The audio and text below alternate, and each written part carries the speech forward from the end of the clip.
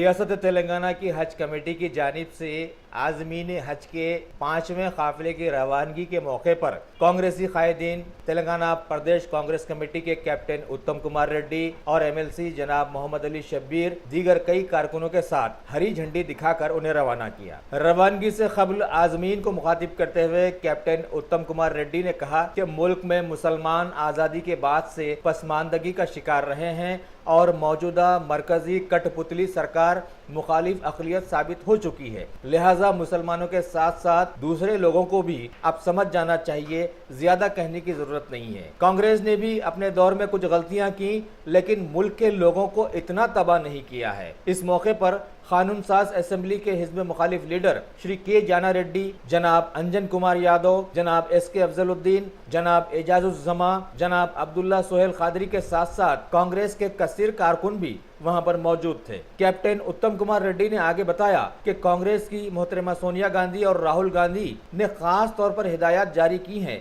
کہ مسلمانوں کا ساتھ دیا جائے اور 4% تحفظات کو 12% تک لے جایا جائے۔ انہوں نے آخر میں عازمین سے گزارش کی ملک میں سیکولرزم کی بقا کے لیے، ملک کے تحفظ کے لیے اور امن و امان کے لیے گڑ گڑا کر اللہ تعالیٰ سے دعائیں کریں۔ اسپیشل آفیسر تلنگانہ حج کمیٹی پروفیسر SS شکور نے بھی عازمین کو مخاطب کرتے ہوئے انہیں سکون کے ساتھ سفر اختیار کرنے کی تلقین کی اور اپنا زیادہ تر وقت عبادت میں گزارنے کی گزارش بھی کی۔ لہٰذا اس طرح سے آج ریاست تلنگانہ کے 450 عازمین کا قافلہ روانہ ہو گیا، جبکہ تاحال 4 قافلوں کے لگ بھگ 1800 عازمین حج مکہ مکرمہ پہنچ گئے ہیں اور خیر خیریت سے عبادات میں مشغول ہیں۔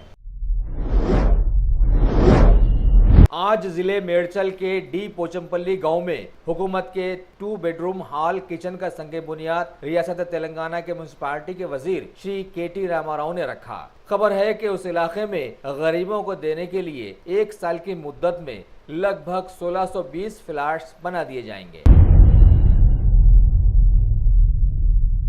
کل ہند مجلس اتحاد المسلمین کے نامپلی علاقے کے MLA جناب جعفر حسین معراج لگاتار مختلف علاقوں میں پانی کے کئی مسئلوں کے پیچھے دیری نہ لگے ہوئے ہیں، لیکن تاحال صورتحال جیسی کی ویسی ہی نظر آ رہی ہے۔ اس سے پہلے بھی انہوں نے کئی مرتبہ دورے کر کے علاقوں کے مسائل جانچے تھے اور ہدایات بھی جاری کی تھی۔ صرف نامپلی کا یہ حال ہے تو دوسرے علاقوں کا کیا حال ہوگا؟ حکومت کے نمائندے بالکل حرکیاتی نظر نہیں آ رہے ہیں۔ بہرحال رکن اسمبلی نے آج خیرتآباد کے واٹر ورکس کے ہیڈ آفس پہنچ کر MD واٹر ورکس شری دھانا کشور سے ملاقات کر کے دیرینہ مسائل کی طرف توجہ دلائی۔ اس موقع پر ان کے ساتھ مہدی پٹنم کے کارپوریٹر جناب محمد ماجد حسین، آصف نگر کے نمائندہ کارپوریٹر جناب خواجہ معین الدین، ریڈ ہلز کے نمائندہ کارپوریٹر جناب عبدالسبحان کے ساتھ ساتھ دیگر کارپوریٹرز اور کئی مجلسی سرگرم کارکن بھی وہاں موجود تھے۔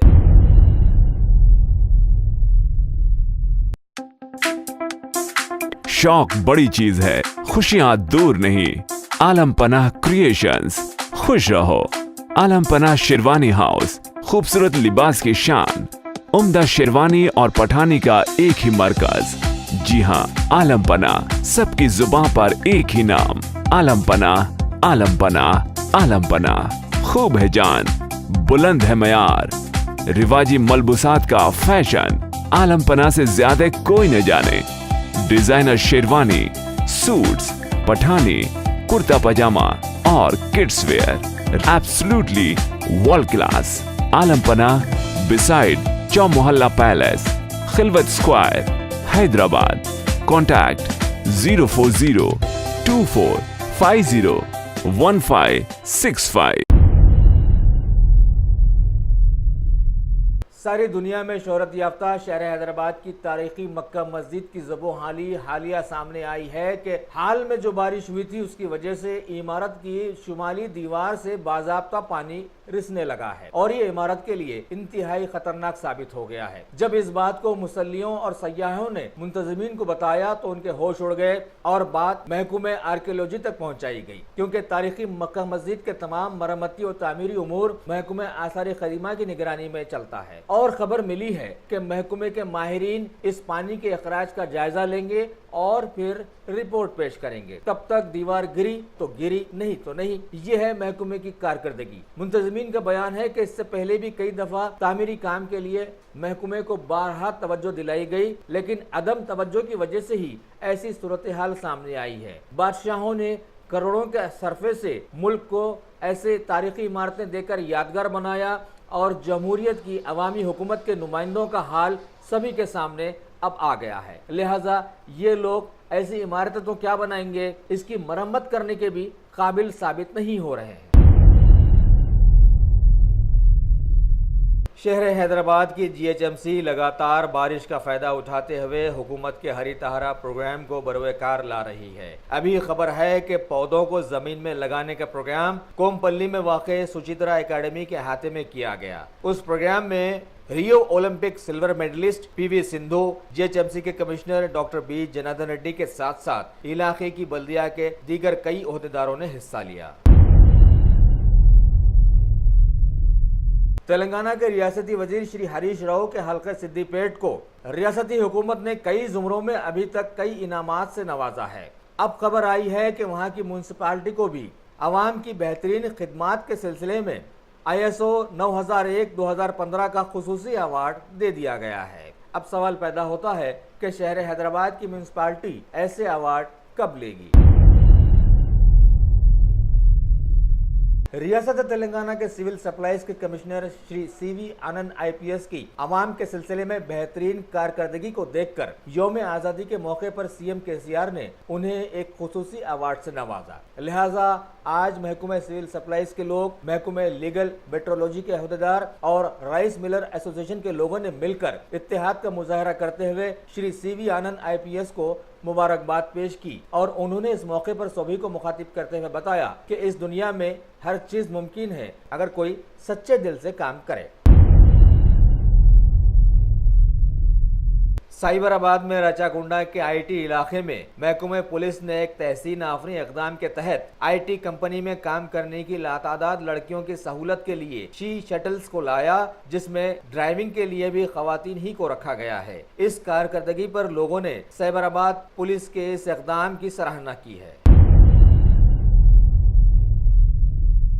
محکمہ آبکاری کی پولیس نے بڑے ہی منصوبہ بند انداز میں کل شام سری لنگم پلی کے کئی علاقوں کی کئی دکانوں پر دھاوے کر کے غیر قانونی طور پر بیچی جانے والی شراب کی کئی بوتلوں کو برآمد کیا اور ضبط کر لیا۔ اس سلسلے میں 4 لوگوں کو گرفتار کیا گیا ہے اور جانچ شروع کر دی گئی ہے۔